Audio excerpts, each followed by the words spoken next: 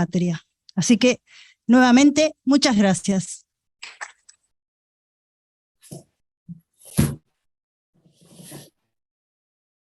Bueno, ahora vamos a seguir con nuestras exposiciones. Vamos a empezar con la exposición, nuestra primera exposición. Vamos a presentar a nuestro primer disertante, al doctorando Juan Manuel Pineda, que nos va a hablar, gracias, que nos va a hablar sobre ansiedad y sobrecarga informacional, dos caras de la misma moneda. Juan Manuel es doctorando en filosofía con especialidad en bibliotecología de la Facultad de Filosofía y Letras de la UBA, máster en información digital con especialización en documentación digital de la Universidad Pompeu Fabra de Barcelona. Tiene una diplomatura en trastornos de ansiedad y estrés, licenciado en bibliotecología y documentación, bibliotecólogo profesional, coordinó la red virtual de bibliotecas de educación superior Revives, dependiente de la Dirección General de Educación Superior, Ministerio de Educación de la provincia de Córdoba, secretario de edición de la revista académica EFI, Educación, Formación e Investigación. Participó en el desarrollo de la propuesta curricular del postítulo de Gestión de Bibliotecas Educativas por la Dirección General de Educación Superior de la provincia de Córdoba. Fue docente del postítulo de Gestión de Bibliotecas Educativas. Actualmente trabaja como bibliotecólogo universitario especializado en la Biblioteca de la Facultad de Educación y Salud de la Universidad Provincial de Córdoba. Te escuchamos, Juan Manuel. Muchas gracias por acompañarnos en nuestro encuentro. Bueno, muchas gracias, profesora Silvia Saura, por la presentación. Bueno, un gusto. Un saludo a todos desde acá, desde La Calera, Córdoba, Sierras Chicas.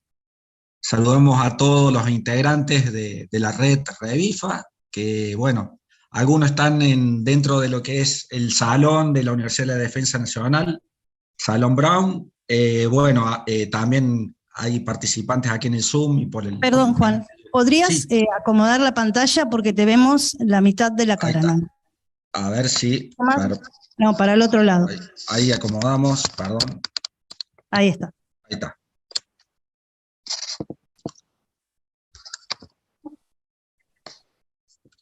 Estamos igual. A ver, confirmarme ahí. No, te vemos la mitad.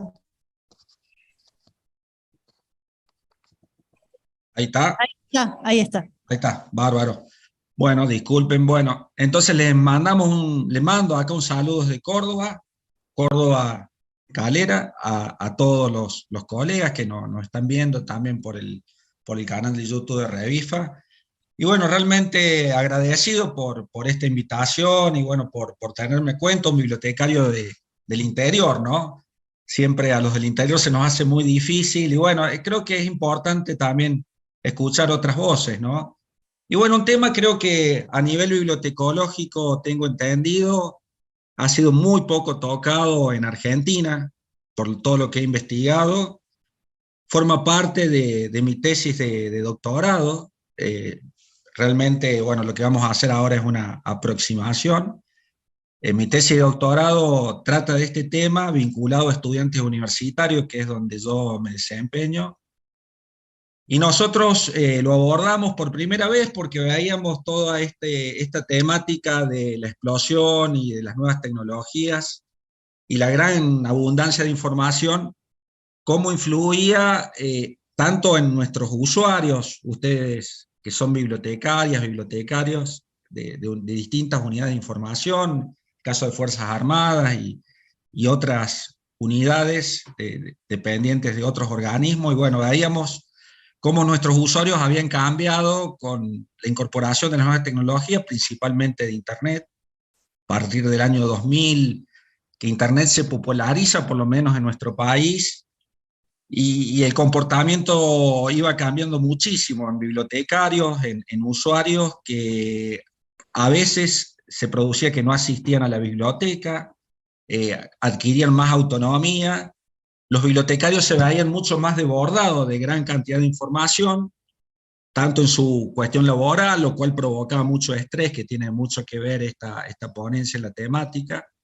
Así que en el 2016 con el colega Gustavo Espertino hicimos una ponencia para las jornadas provinciales de bibliotecarios que intentó hacer una primera aproximación, pero dirigido a la infoxicación, a la ansiedad informacional, a bibliotecarios, a profesionales de la información. Ahí apuntamos en un ensayo que derivó en ponencia. Así que bueno, después siguió la inquietud y bueno, y ahora digamos queremos hacer un trabajo empírico que no hay en Argentina, absolutamente. Así que por lo menos quiero compartir los avances que voy teniendo en mis investigaciones. Así que le voy a compartir con ustedes la pantalla, si me dan un segundo y me confirman desde Buenos Aires si se está viendo. Acá tengo inhabilitado para compartir pantalla, no sé si me pueden habilitar, por favor.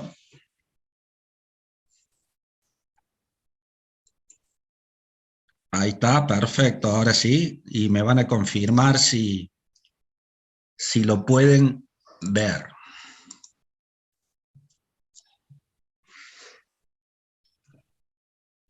Bueno, yo calculo que lo deben estar viendo, cualquier cosa me confirman. Sí, se está viendo. Perfecto, bueno, acá estamos. Ese es el título que le hemos puesto, ansiedad y sobrecarga informacional, dos caras de la misma moneda. Tienen características que le vamos a tratar de diferenciar.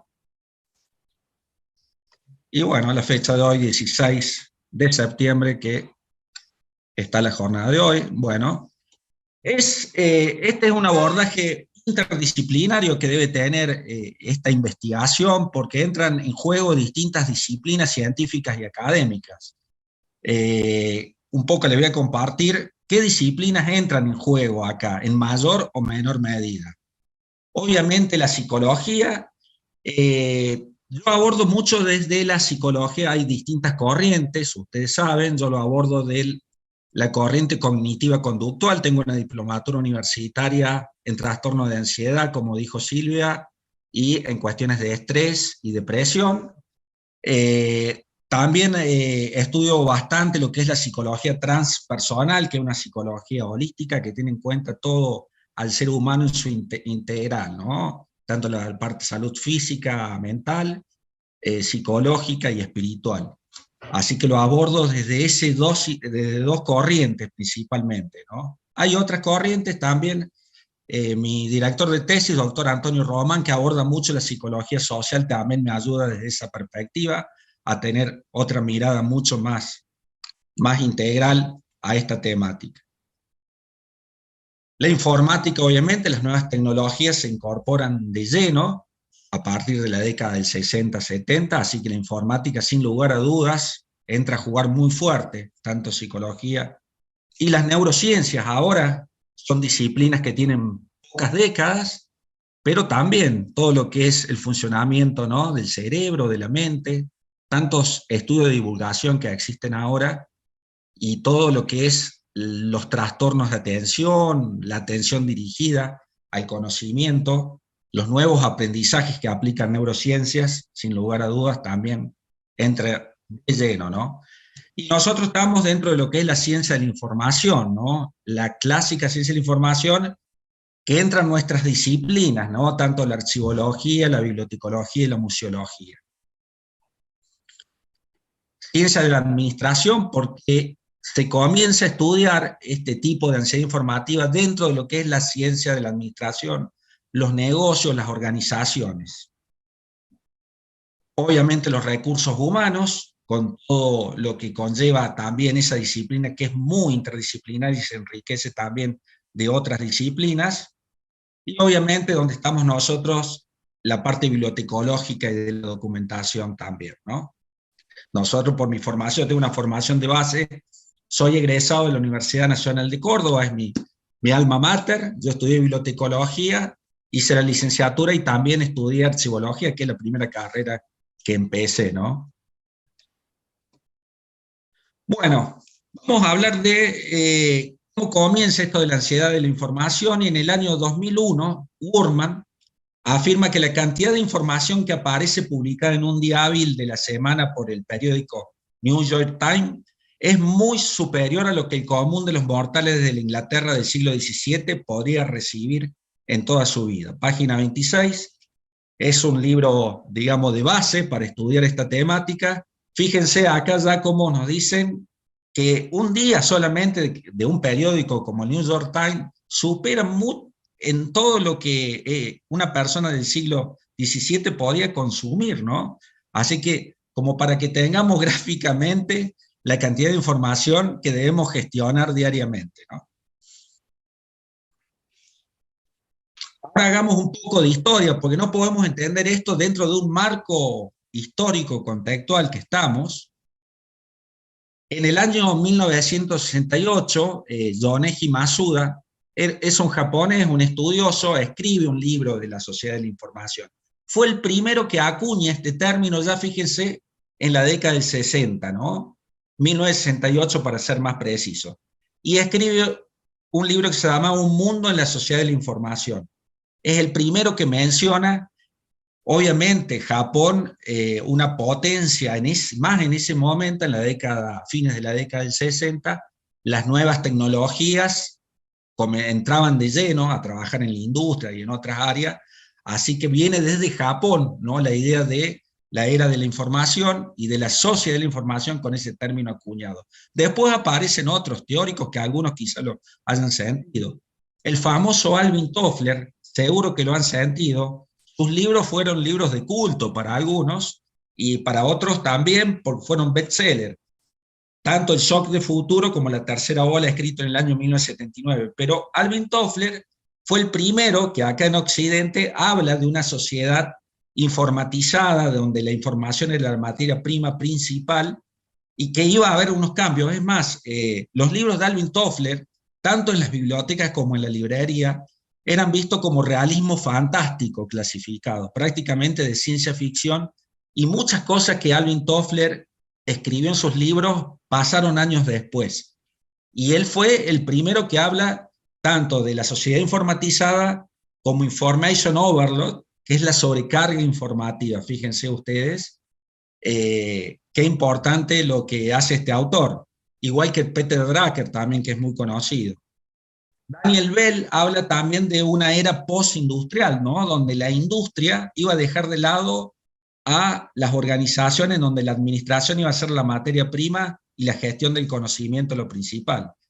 Hablamos que, por ejemplo, en Córdoba, yo que soy de Córdoba, Córdoba capital, y bueno, acá tenemos muy cerca, que algo que conocen ustedes, más en las Fuerzas Armadas, la fábrica militar de aviones. La cuestión automotriz es muy fuerte, la industria automotriz en Córdoba. Las fábricas realmente han sido el motor de todo el movimiento industrial, ¿no? De la Córdoba industrializada de los años 50, 60, 70, ¿no? La fábrica de aviones ha sido un ícono de la industria, pero eso se iba a modificar posteriormente, las décadas posteriores, llegándose a los años 90, el neoliberalismo, lo que conocemos, todo eso iba a implosionar y dejar de lado todo lo que es la industria, y iba a tomar la posta la industria de los servicios y las industrias informativas, ¿no? Así que ha habido un cambio, y eso Daniel Bell ya lo hablaba en el año 72, fíjense ustedes, cómo estos autores se iban adelantando al tiempo. Y más acá, mucho más acá, también lo conocen, es muy conocido Manuel Castel, que es ministro de Educación en España. Bueno, él habla ya de la era de la información y saca un montón de libros, artículos, y realmente es muy citado en lo que es estos estudios de la era de la información y de la sociedad de la información y del conocimiento, como Trejo de Labre, entre otros, ¿no? Acá hablamos de Francis Bacon a Richard Saul Wurman, 1605-1689. ¿Por qué? Francis Bacon, ustedes lo han sentido, un filósofo muy conocido, jurista, científico. Ya en el año 1605, en el libro titulado El avance del aprendizaje, siendo citado por Girard y Allison, que estos son profesores de bibliotecología en Gran Bretaña, dicen que en el conocimiento espacioso hay mucha constricción y que el que aumenta el conocimiento aumenta la ansiedad. Francis Bacon fue el primero que habla en algún libro de la ansiedad de la información ya en esa época. Partamos de que en 1440, cuando se crea la imprenta, comienza la democratización del conocimiento de una u otra forma. El conocimiento estaba solamente en algunos lugares, en la parte de monasterios, en la parte de las bibliotecas de los reyes, solamente una élite de la élite tenía acceso al conocimiento, pero cambia las reglas de juego en el año 1440 con la imprenta, ¿no?, de Gutenberg, y cómo la información comienza a circular de otra forma, a socializarse el conocimiento y llegando a otras capas de la sociedad, ¿no? Este tema de la ansiedad informacional está compuesto por dos términos, ¿no? Un término que viene del orden psicológico, que es la ansiedad, ¿no? Tanto que hoy se habla de ansiedad, ¿qué podemos decir? Yo busco una definición, hay muchísimas definiciones que pueden buscar en la web, en donde sea, pero una que en mis estudios de la diplomatura universitaria me gustó para compartirla con ustedes, y dice: miedo en que la persona percibe las señales físicas del mismo sin relacionarlas con sus causas, sin conectarlas con el objeto temido, percibidas como inexplicables y que frecuentemente llevan a la consulta médica. Normalmente la ansiedad a veces se las confunden con el miedo, ¿no? Y la ansiedad, bueno, es un estado, digamos, dentro de todo normal del ser humano. Todos en mayor o medida tenemos ansiedad diariamente. Nada más que, bueno, cuando el tema de la ansiedad es muy profunda o se mantiene en el tiempo, ya entramos dentro de lo que son los famosos trastornos de la ansiedad. Pero la ansiedad es un mecanismo, digamos, de adaptación que tiene el ser humano para responder ante ciertas situaciones críticas que van ocurriendo en la vida. Así que es más o menos para tenerlo más o menos dentro de lo que es el concepto de ansiedad. Decimos propiamente que la ansiedad no es una enfermedad, no debe ser tratada como una enfermedad, y también puede ser una reacción emocional ante una incertidumbre o ante algo que puede ocurrir. La ansiedad normalmente está muy orientada hacia el futuro, ¿no? La preocupación que tenemos, ya sea la preocupación de hablar en público, de rendir un examen, una tesis. Fíjense, hoy justamente una alumna me decía que rendía la tesis, estaba muy, muy nerviosa, muy ansiosa, y bueno, es importante uno cómo gestiona esa ansiedad, cómo puede utilizarlo uno a favor a ese miedo que puede llegar a tener, a esa preocupación, o nos puede, digamos, hundir de una forma u otra. Podemos decir que hay una ansiedad funcional o disfuncional, ¿no? Si es experimentada en moderada intensidad, puede motivar, como le decía, energizar y movilizar a la persona a mejores desempeños y logros espectaculares. Lo podemos usar a favor, ¿no? Hay un video motivacional muy bueno que en la película de Rocky le dice el hijo, o sea, el fuego lo podés utilizar a tu favor o te puede quemar, que tiene que ver justamente con esto, lo relaciona, ¿no? Cómo podemos utilizar nuestra ansiedad a favor, ¿no? Nuestro, para tener esos logros y esos objetivos que podemos lograr.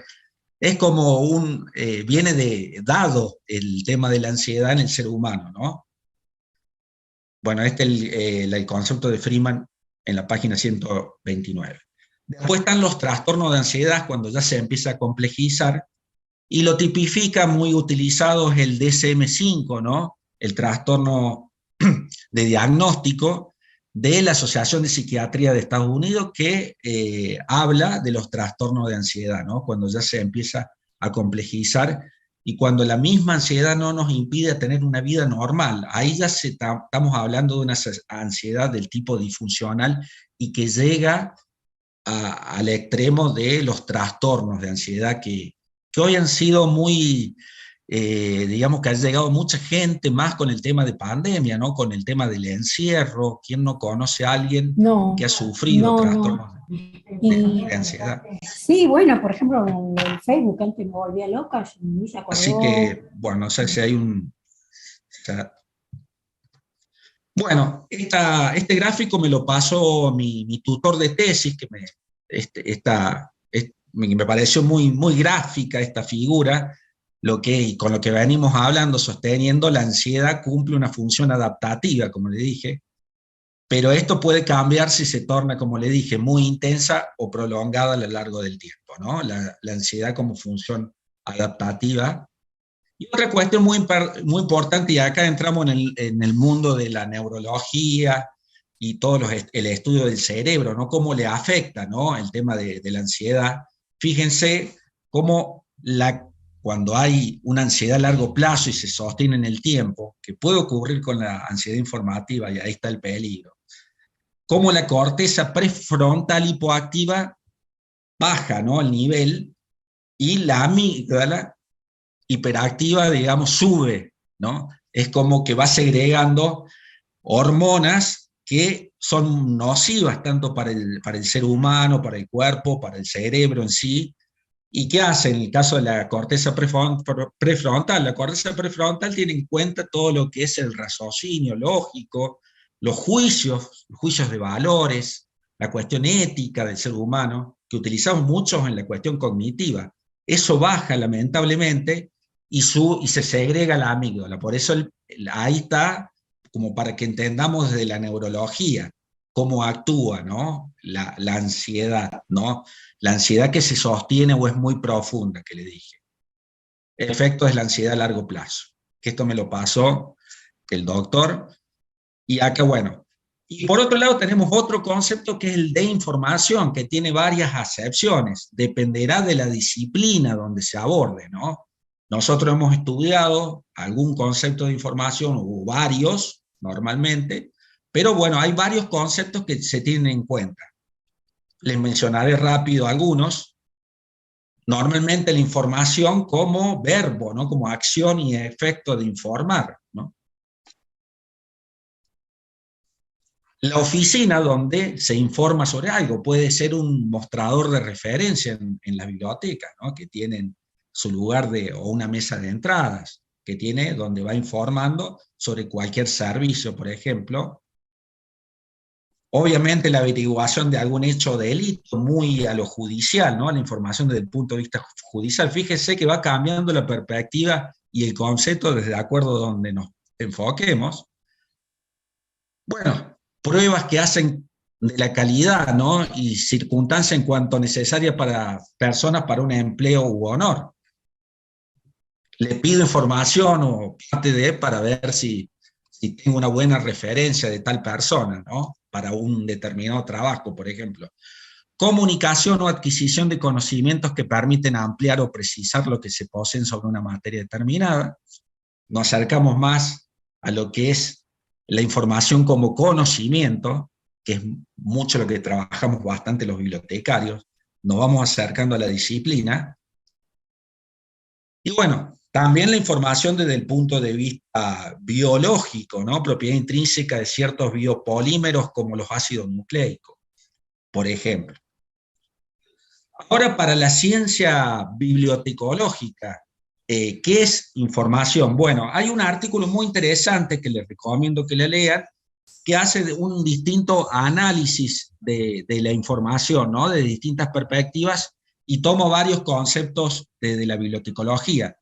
Seguro que han sentido a Jesse Gira, un bibliotecario informatólogo estadounidense, nacido a principios del siglo XX y muerto en 1984, creo. Él habla de la información como registro gráfico, que obviamente después iba a evolucionar ese concepto con la cuestión de las nuevas tecnologías. La información para la biblioteca es un conocimiento registrado, por así decirlo. Y Ríos Ortega, más acá en el tiempo, es el artículo que les recomiendo, que está en la base de datos Cielo, habla que en cuanto al término información, señala que la definición es compleja, muy compleja, tanto para nosotros también, pero dejen claro que para la ciencia bibliotecológica la información significa adicción de datos, organización o clasificación con significado, lo que a su vez implica algún tipo de procesamiento o comprensión. Fíjese que acá entra en juego el tema de metadatos, ¿no? Agregarle datos a los datos, precisamente de los documentos. El tema de la organización de la información es fundamental en la bibliotecología y la clasificación, sin lugar a dudas, que son materias troncales normalmente en cualquier formación académica de grado, de bibliotecología y documentación y archivología también. Y obviamente hay una cuestión de procesamiento y comprensión, que es lo que se debe llegar, como para nosotros, digamos, actuar de mediadores con los usuarios de la información. Hay todo un procesamiento, un trabajo que se hace a través de la famosa cadena documental y que llega la información a los usuarios, ¿no? Para que pueda llegar, pueda existir el canal comunicativo, ¿no? Del emisor y receptor. Ahora pasemos a lo que es Richard Saul Wurman, el padre del término, ¿no? El padre de la criatura. Richard Saul Wurman, nacido en 1935, aún está vivo, es todo un personaje en Estados Unidos. Realmente le voy a explicar por qué, para los que no lo conocen. Acá vamos a ver la foto de él. Es padre nada más ni nada menos que de la arquitectura de la información, que es la nueva disciplina que, digamos, él la crea, la disciplina, en 1976, y que hoy, que nunca pensó él que iba a llegar tanto esta disciplina, hoy que se utiliza, por ejemplo, a la hora de distribuir información para hacer páginas web. Hoy en el mundo digital, la arquitectura de la información salieron un montón de teóricos. Hay también teóricos de la arquitectura de la información en la bibliotecología. Así que fíjense, Saul Wurman, que es un arquitecto y que lleva sus ideas arquitectónicas a organizar la información. Entonces, realmente es un referente y todos los que estamos en esta temática tenemos que estudiarlo él, es la Biblia de la temática que estamos trabajando, ¿no? También es creador de las famosas conocidas charlas TED. ¿Quién no ha visto en YouTube, ha ido a alguna charla TED? Las crea en 1984 y después salen las TX, que es como una subsidiaria de estas charlas TED, pero bueno, la idea de él era hacer charlas que tengan en cuenta la formación, el entretenimiento y la innovación. Esos eran sus pilares de las charlas, ¿no? Y en 1989 también saca un libro, tiene más de 80 libros escritos, un montón de artículos, les recomiendo que lo vean. Hace poco salió una entrevista muy interesante de él, que habla de su último libro, que sacó antes de la pandemia, Understanding, que tiene que ver con el entendimiento, ¿no? Y la comprensión.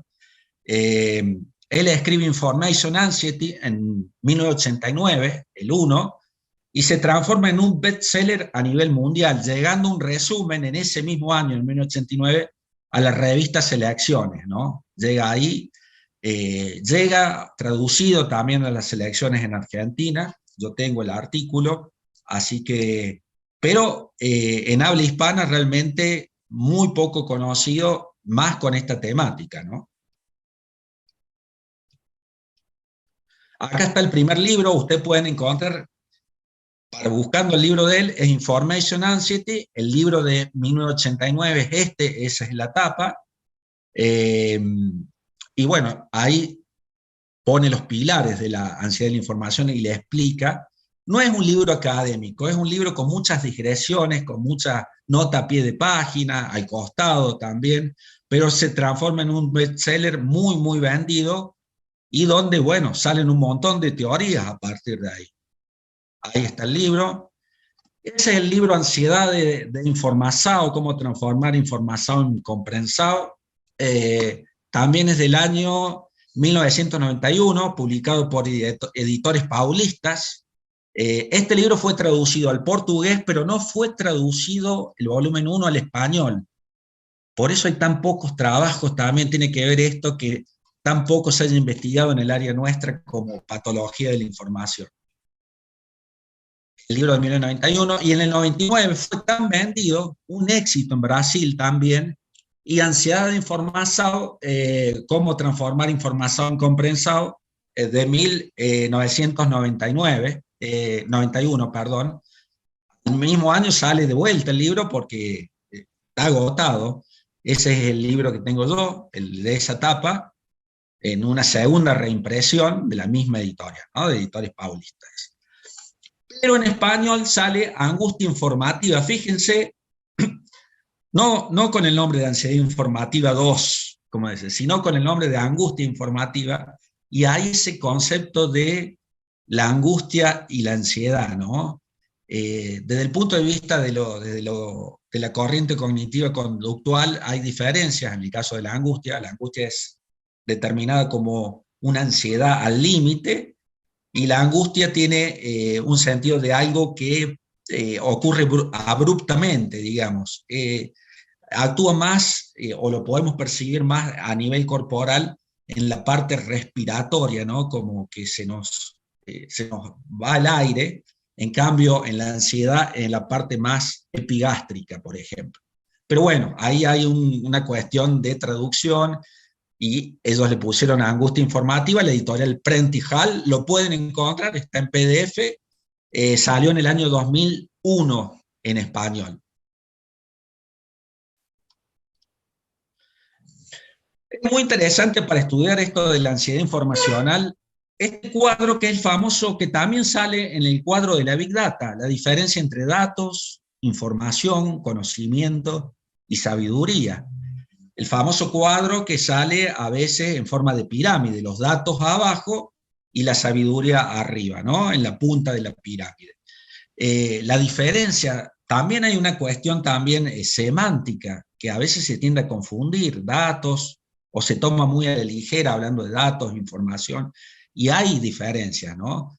Hablamos que de los datos, hoy por hoy vivimos en un mundo de datos, y la Big Data, tanto que se habla hoy, estamos rodeados, todo genera datos desde el punto de vista, por ejemplo, del Internet de las cosas, hasta los mismos aparatos. Pero esos datos, digamos, no tienen sentido para el hombre, para el ser humano, desde el punto de vista de lo subjetivo, si no están dentro de un contexto, si no son datos unívocos, digamos. Por eso habla de ahí investigación, creación, recolección y descubrimiento. Para que los datos tengan importancia, el ser humano le tiene que dar un sentido, y tiene que presentarlos de alguna forma y organizar esos datos para que estén en un, por ejemplo, la información es un conjunto de datos, ¿no? Que están en un bloque determinado. Tiene que ser uniforme, eso es lo principal, y dentro de un contexto determinado para que nosotros sea útil para nosotros. Por eso la gran diferencia entre datos e información, y ahí vemos cómo de lo impersonal, que son los datos, pasan a ser personal, ¿no? Se va personalizando, y después entramos en otro estadio que se denomina conocimiento, ¿no? Esa información que tenemos, ¿cómo la podemos utilizar? Bueno, ahí entra, como dice, la conversación, la narración, cómo podemos aplicar ese conocimiento. Por eso se habla de la diferencia entre sociedad de la información y sociedad del conocimiento, ¿no? Cuando la persona realmente lo ha analizado, ha podido aplicarlo, y después se llega al último estadio, que es la sabiduría, ¿no? Esa famosa síntesis. Una colega mía, siempre recuerdo, de unos años, era historiadora, aparte de ser bibliotecaria, y ella hablaba que ciertas personas en ciertas disciplinas habían llegado a la síntesis, y yo lo asocié directamente. Ella quería decir precisamente la sabiduría, ¿no? A esa contemplación, evaluación, reflexión, meditación del conocimiento, y poder aplicarlo donde sea, ¿no? Poder triangular todo ese conocimiento y hacer algo totalmente nuevo, digamos, con eso, ¿no? Ese es un estado muy superior. Wurman habla que vivimos como entre los datos y el conocimiento hay un gran bache. Para llegar al conocimiento se necesita mucho tiempo, y es lo que genera ansiedad precisamente. Bueno, eso es como para demostrarles gráficamente, ¿no? La diferencia entre datos, información, conocimiento. El insight, que es una palabra muy utilizada en psicología, ¿no? Ese darnos cuenta, ese momento de eureka, que me doy cuenta de algo. Después de tanto estudiar, es como que me cierra todo, entro en un momento de insight, ¿no? Muy utilizado en la psicología gestáltica, ¿no? Y la sabiduría, bueno, que es, como le dije, el último estadio. Por lo cual, ansiedad de información, con todo lo que hemos hablado, busqué una definición. Hay un montón de definiciones en el libro de Burman y de otros autores. Dice que es producido por la siempre creciente brecha entre lo que entendemos y lo que pensamos que deberíamos entender. Es el agujero negro entre datos y conocimiento, y que sucede cuando la información no nos dice lo que queremos o necesitamos saber. Esa definición la saqué de Burman, de la página 38 del libro que está en portugués. Yo tengo los dos libros, el portugués y el inglés. El black hole, el agujero negro, ¿no?, entre datos y conocimiento que se nos genera. Fíjense que ahí no estaba en ese gráfico, por eso no lo mencioné, hablaba datos. Los datos son del pasado, como si fueran del pasado. Y el conocimiento y la sabiduría a lo que yo debo llegar es del futuro. Y eso es lo que a veces me genera ansiedad. Siempre la ansiedad está ligada al futuro, ¿no?, a la preocupación. Entonces, bueno, él dice que hay una gran diferencia, un gran agujero negro, un gran pozo, que es lo que nos impide llegar al conocimiento y lo que nos genera ansiedad. Mejor descrito, imposible, después salieron muchas definiciones, y él lo basa en estas 5 cosas que son las generadoras de ansiedad. No comprender la información, ¿no? Por eso él, en el tema, ya empieza con el tema de la arquitectura, cómo hacer comprender a la gente. Y él habla de una, por ejemplo, para hacer comprender a la gente en sí, al ciudadano medio, la comprensión de la información, ¿no? Por ejemplo, él habla de 5 formas de organizar la información, ¿no? Por ejemplo, alfabético, como están las guías. Otra cuestión también, históricamente, también otra forma de organizar la información, en categorías que es tan difícil, pero que los bibliotecarios tenemos mucho más clara. Por eso utilizamos ciertos manuales de clasificación que nos permiten rápidamente, digamos, cualquier objeto digital o cualquier libro, insertarlo en una categoría, ¿no? Pero bueno, él escribe para los ciudadanos en general, ¿no?, que no son especialistas de organización de la información, ¿no? La jerarquía también es muy importante, cómo organizo por jerarquía, ¿no? Por numéricamente también. Así que es muy interesante esas 5 formas que él dice para comprender la información, organizarla, ¿no? Otra cuestión que tiene que ver también, y entramos en la otra cara de la moneda, sentirse absorbido por su volumen, ¿no? El volumen, fíjense, en el 89 ya hablaba de volumen. ¿Qué diría hoy? Con toda esta gran información, con esta famosa sobrecarga informativa que hay. Nos sentimos totalmente desbordados. Otra cuestión también es no saber si hay cierta información o hay existencia, ¿no? Por ejemplo, ayer unas alumnas buscaban una información que no está registrada, de un evento que se hizo en un determinado año, que no ha habido ningún registro, no tenemos conciencia de que haya un registro de ese evento. Solamente le podemos preguntar, en este caso, le decía a las alumnas, a las personas que crearon el evento y que asistieron, porque no hay ningún registro. Cuando vamos a las creaciones de las instituciones, que a veces queda muy poco registrado, entonces qué importante que es la tradición oral. Bueno, eso, no saber si cierta información existe, yo podía ver en esas alumnas la ansiedad que tenían, porque no sabían si había alguien a quien preguntarle, ¿no? Por un evento que había ocurrido hace varios años. Bueno, otra cuestión también importante es no saber dónde encontrarla, ¿no? Que ahí los bibliotecarios jugamos muy fuerte en saber orientar a nuestros usuarios dónde encontrar la información, y son totalmente estas cuestiones, lo van a ver en sus mismos usuarios de información, toda esta ansiedad, y en ustedes también, ¿eh? Cuando uno tiene que realizar un trabajo académico, investigar, normalmente estas cuestiones vienen al toque a veces, este tipo de ansiedad, pero es importante hacerlas conscientes, ¿no? Y otra cuestión que es peor todavía, más generadora de ansiedad según Burman, es saber dónde encontrarla. Pero a veces no sabemos dónde encontrarla y no podemos tener lugar a acceso a esa información, porque hay una clave, porque es paga, por ejemplo, porque está en determinada biblioteca, en una biblioteca que no tenemos acceso, o en un centro de información, lo cual da muchísima también ansiedad, ¿no? Así, por ejemplo, estaba buscando yo un artículo también que era de una base, ayer estaba buscando justamente de una base de datos paga que no tenía acceso, y bueno, eso es también para tenerlo en cuenta. Otra definición que tiene que ver que la ansiedad informativa, consecuencia, ¿no?, de esta sobreabundancia de la información, es el intervalo entre lo que se sabe y lo que se desea saber. Es caracterizada por el deseo de saber más de lo que se sabe y la sensación de que se sabe más. Claro, hay veces que nosotros, por nuestra ambición, entre comillas, queremos saber mucho más de lo que sabemos, ¿no? Es como que se produce una disonancia en nosotros y bueno, nuestra ambición de querer saber más también nos lleva a una total ansiedad en muchos casos. Y es muy importante saber gestionar esto, ¿no? Esta sensación de, o hablar de algo que no sé. Hay gente que habla, por ejemplo, da opiniones de cuestiones que no está informado, ¿no? Para parecer, digamos, adaptarse al grupo o a la charla que está teniendo, ¿no? Habla de algo que no sabe. Y bueno, eso también es cuestiones que estudia la ansiedad de la información. Bueno, lo traje también a Byung-Chul Han. Byung-Chul Han hoy por hoy es el filósofo más importante del momento, más reconocido.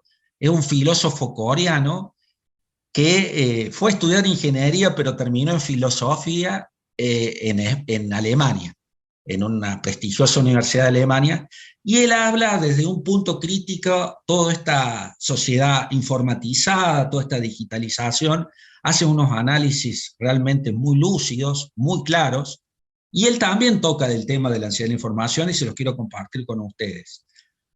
El cansancio de la información incluye también síntomas característicos de la depresión, que ante todo una enfermedad narcisista. El sujeto se ahoga en su propio yo, agotado y fatigado de sí mismo. Nuestra sociedad se hace cada vez más narcisista. Redes sociales como Twitter o Facebook agudizan esta evolución, pues son medios narcisistas.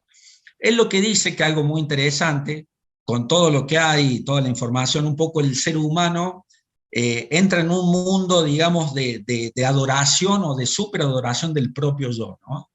En su libro En el enjambre, del año 2013, está sacado esta información, y en otros libros también va tocando el tema de ansiedad de información. Pero un filósofo que los invito a leer y que nos hace repensar a nosotros como profesionales de la información el rol que ocupamos y de dónde nos posicionamos, ¿no?, a la hora de trabajar, ¿no?, con la información y cómo podemos desenvolvernos en la gestión. Otra cuestión muy interesante también que tomamos, decimos que estos estudios de ansiedad informativa desde el ámbito de la ciencia de la información y de la bibliotecología han sido abordados en Brasil principalmente, en las universidades federales y públicas de Brasil, sean en tesinas, en tesis de maestría. ¿Por qué? Primero porque el libro fue traducido en Brasil, el de Richard Saul Burman. Se estudia en varias unidades en las escuelas de bibliotecología esta temática, también en el Reino Unido, y están dentro de las temáticas de las patologías de la información, ¿no? Dentro de trabajos, de investigaciones, de artículos de revisión, tomo dentro de las posturas teóricas, me parece muy interesante, a un psicólogo que fue a vivir a Brasil y que fundó una universidad, la Universidad de La Paz, que se denomina, Pierre Weil, nacido en 1924 y murió en 2008. Él habla de la normosis. Y una cuestión muy interesante que dice es esto: la ansiedad de información para Pierre Weil es la disonancia cognitiva entre aspiración y capacidad real de absorción de la información, ¿no? Fíjense ustedes, a veces tenemos como pensamientos o creencias encontradas, que podemos nosotros hacer frente a volúmenes ingentes de información y nos chocamos que no. Entonces, por eso es muy importante el tema de lo que es la alfabetización de la información, ¿no? Lo que es la gestión. Fíjense que el rol del bibliotecario tiene un protagonismo total acá, en este mundo totalmente desbordado de información y donde el filtro, la curación de contenido, la alfabetización de la información en general dentro de los distintos marcos que existen en el país la adquiere un rol preponderante, ¿no? Por eso la importancia de, en esta era infoxicada del bibliotecólogo, ¿no? Que filtra contenidos.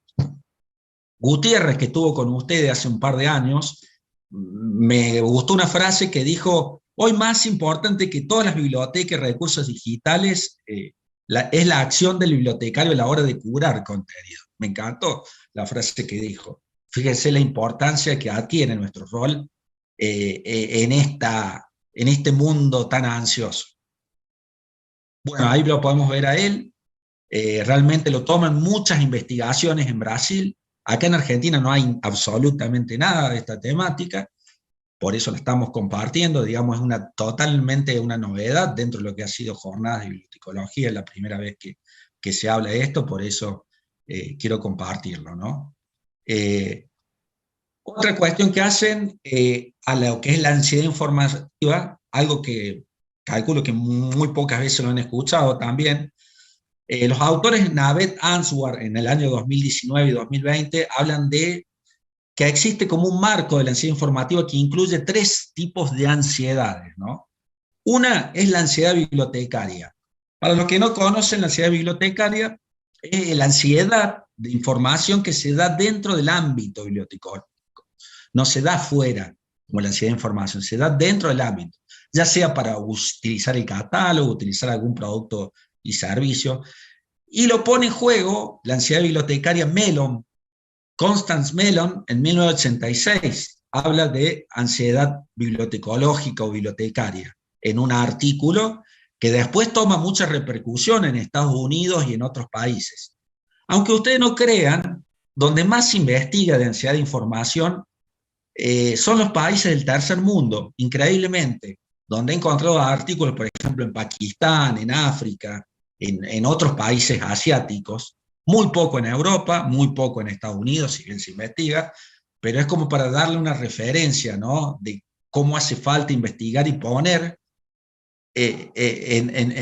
digamos, en juego la teoría de Burman, hasta dónde se da y no, o la teoría de Constance Mellon. Constance Mellon después hace también una escala, ¿no?, de ansiedad y mide la ansiedad en sus usuarios. Hay videos muy interesantes de YouTube, obviamente bibliotecarios estadounidenses, que trabajaron mucho el tema de la ansiedad bibliotecaria en pandemia, ¿no?, porque esto explota en pandemia, ¿no?, este tipo de ansiedades. En general todas, pero la que tenemos nosotros, la ansiedad de información, las patologías de la información, tengo yo bastante estudiado, hay análisis, hay investigaciones que explotó. O sea, la escala subió increíblemente, sideralmente, por así decirlo. Bueno, como les decía, es una ansiedad bibliotecaria que se da en la biblioteca. Después tenemos la ansiedad de búsqueda de información, la seeking anxiety, la information seeking anxiety. Hay muchos autores que hablan que no es la recuperación de la información, sino es todo el proceso que se da en la búsqueda de la información. Y obviamente este tipo de ansiedad surgió dentro también de ámbitos bibliotecológicos y de la documentación, como en la informática, principalmente ahí. Y después está la que estamos hablando, la ansiedad informacional. De acuerdo a Navet Answar, estos bibliotecarios pakistaníes que sacaron, yo pongo 2019-2020 porque es un artículo, sacaron esta ansiedad que entraría la ansiedad informacional dentro, digamos, o cubriría, perdón, la ansiedad bibliotecaria y la ansiedad por la búsqueda de información, la seeking anxiety, ahí incluiría también. Bueno, esta ansiedad informacional en 1989, y bueno, como les decía, vincula las dos ansiedades. De acuerdo a ellos, la ansiedad informacional también, entre la ansiedad de la búsqueda y la ansiedad bibliotecaria, entraría dentro del ámbito de la ansiedad informacional. A la hora de hacer investigaciones como las que estamos haciendo, tenemos en cuenta este marco, ¿no?, de estudio. Y por otro lado, entramos en la última parte de la conferencia, estamos ahí con el tiempo.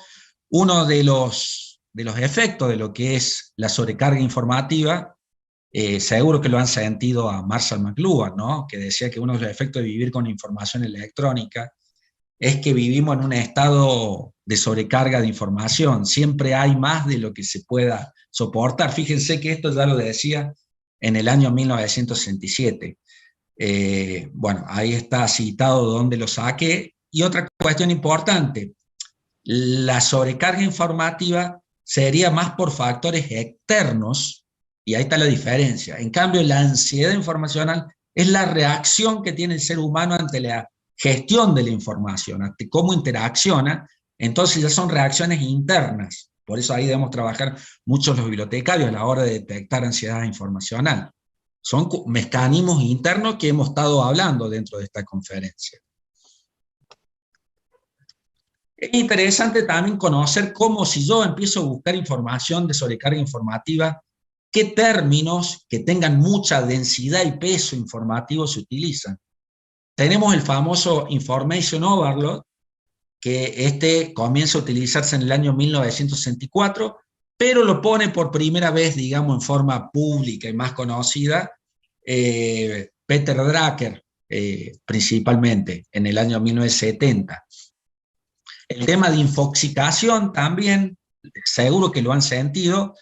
Este es un neologismo, infoxicación, que lo pone Alfons Cornella, catalán, un investigador catalán relacionado a la gestión de la información. Tenía en un momento el portal infonomía.com, que lo cito yo en mi primer capítulo de tesis de la realidad laboral de los bibliotecarios egresados, el rol de bibliotecario en la sociedad de la información. En el año 2000, yo lo cité a Alfons Cornella cuando no era tan conocido, porque este término sale en 1996, aunque en Wikipedia dice que sale en el 2000, yo sé que salió unos años antes. Infogloop, también conocido, infopolución, relacionado a todo lo que es la polución atmosférica, también fíjese cómo va teniendo, digamos, otra terminología, de acuerdo también a la disciplina, como le van llamando. Infobesidad, relacionado a todo lo que es el tema de los alimentos, ¿no? Nosotros nos indigestamos de información, por eso el término infobesidad. Y bueno, Richard Burman, me gusta que habla de explosión de la información o asalto, fíjense, qué términos tan descriptivos. Y como yo mencioné antes, Weil habla de la normosis, ¿no? Ese es un término muy interesante que se trabaja muy poco, que sería también un neologismo entre psicosis y neurosis, pero para hablar de la anormalidad de la normalidad. Como dijimos, Per Weil es un psicólogo transpersonal que empieza a hablar de cuestiones que nosotros decimos son normales y tienden a ser anormales. Por ejemplo, el fumar, ¿no? El fumar o beber en demasía, por ahí se ve como cuestiones normales, pero dentro de la mirada podemos decir que es algo que puede afectar y puede llevar hasta la muerte al ser humano, ¿no? El cigarrillo, que hoy se ha tomado mucho más conciencia. Y cuestiones que hacen también a las cuestiones tecnológicas, ¿no? Dentro de esas normosis hay la informatosis, ¿no? Que es un término que él dice que lo crea para designar trastornos o incluso enfermedades causadas por un flujo excesivo de mensajes informativos en relación a un solo destinatario, es decir, a una sola persona. Fíjese lo que ocurrió, por ejemplo, a la hora de legislar con todo el tema del trabajo virtual que hubo, ¿no? El tema de en ciertos horarios no se puede enviar un mensaje, hay que respetar, digamos, al trabajador y todas esas cuestiones que hacen con todo esto, ¿no? Esas informatos, cuestiones que veíamos como normales, no eran normales realmente, porque el trabajador hay que dejarlo descansar, no está en su horario de trabajo, a no ser que sea una cuestión extrema o de cierta urgencia, ¿no? Pero bueno, hoy la informatosis está dentro de la anormalidad, digamos, pero lo vemos como normales dentro de nuestra mirada, ¿no? Es muy interesante lo que plantea Pierre Weil, que varios teóricos brasileños lo trabajaron. Y también se habla de cibernosis, relacionado a la cibernética. Wenner fue uno de los primeros que habla de cibernética en el año 1962. Y se empiezan a hacer experimentos en los años 60, y se descubre a través de terapia de grupo. J.L. Moreno fue el creador de las terapias de grupo, ¿no? que se trabaja en ciertas corrientes, en la corriente cognitiva conductual, donde yo hice la diplomatura, se trabaja, y bueno, hay una técnica que se denomina socioanálisis de grupos, que ahí el cierto grupo toma ciertos valores que va tomando, que va absorbiendo desde la sociedad misma, y bueno, va representando en un sociodrama estos efectos patológicos. Bueno, estos se representaron ya en el año 60, ¿no? Fíjense ustedes, los medios de comunicación que eran mucho menores, en menor cantidad, ya había este tipo de perturbación patológica, y que Pierre Weil le llamó a través de Pam Boixtal, que fue la primera psicóloga francés, y Pierre Weil lo pone en su artículo del año 2000, que lo pueden encontrar en la base de datos Cielo, el tema de cibernosis, ¿no? No sé si alguien lo sintió. Me encanta una frase he leído mucho de Krishnamurti, que él habla justamente de no es estar bien adaptado a una sociedad profundamente enferma, ¿no? Que dice justamente este gran pensador, y me pareció atinente acá convocarlo acá con este pensamiento, ¿no? A veces pensamos, hay un famoso, justamente escuchaba una nota que le hace el periodista Genesir de Radio Cadenas 3, acá de Ciudad de Córdoba, que hablaba justamente de la infoxicación, y habla de una entrevista que le hacen a un Google, y bueno, y habla de todo este tema de la infoxicación y cómo trabajan las redes sociales principalmente, a la hora de querer secuestrar nuestra atención. Jane Williams, que justamente fue un CEO de Google, un ingeniero, un super ingeniero de Google, estaba en la selección de Google, se va, digamos, un poco y comienza a estudiar en Australia, en Inglaterra, se hace un doctorado en Inglaterra y comienza a ser muy crítico del sistema. Igual pasa con Jaron Lanier, otro gran crítico, que es interesante tanto los dos escucharlo, que hablan ya no que vivimos en una sociedad de la información, sino vivimos en una sociedad de la atención. Los medios, las aplicaciones, tratan de secuestrar de una forma u otra nuestra atención, de llamar precisamente para que consumamos sus contenidos, ¿no? Ellos a su vez nos venden publicidad, y bueno, toda esta cuestión de las redes sociales, ellos que conocen el negocio por dentro, hablan muy críticamente. Por ejemplo, Jane Williams, él escribe un libro muy interesante que se llama Clickbait contra la humanidad. El caso de Jaron Lanier habla de 10 razones para dejar tus redes sociales de inmediato. Son libros realmente impresionantes, y que ellos con mucho conocimiento informático, que han estado dentro del negocio. En el caso de Jaron Lanier, es el creador nada más ni nada menos que de la realidad virtual, habla de esa temática. Así que un poco para dejarlos para reflexionar toda esta aproximación leve que hemos hecho a la temática de la sociedad informacional, hay muchísimo para hablar, así que es importante trabajarlo, ¿no? con nosotros y con nuestros usuarios. A mí me gustó esta reflexión de Luis Eduardo Aute, ¿no? Este cantautor, este juglar, este poeta de la canción, que habla, estamos absolutamente enfermos de ansiedad de información. En vez de servirnos de esta tecnología, estamos siendo abducidos por ella. Ya importa más el continente que el contenido, y el medio es el mensaje. Y por último cierro con esta viñeta: cuanto más veo la tele, leo los diarios y oigo la radio, menos entiendo lo que pasa. Y esa es la idea, dice. Así que bueno, los invito a los que quieran ver, un poco conocerme, el trabajo mío. Mi página se llama bibliotecasdigitales.com.ar, donde hablamos de estas temáticas. Tenemos una biblioteca digital instalada en un hosting en Rosario, y bueno, ahí pueden ver todos mis escritos, y bueno, yo los comparto con ustedes. También tengo un canal de YouTube, Juan Manuel Pineda, donde hemos hecho eventos y ponemos estas participaciones. Bueno, tienen mi correo, y quedo seguramente alguna inquietud, calculo que va a haber, o alguna reflexión, así que me gustaría escucharla. Espero que le haya sido de utilidad esta conferencia, esta videoconferencia, y gracias por toda la atención. Bueno, muchas gracias, Juan.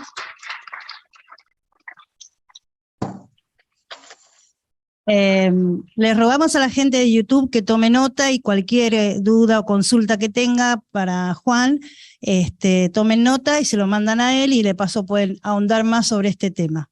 Muchas gracias, Juan, nuevamente, y ahora los dejo con Gabriela.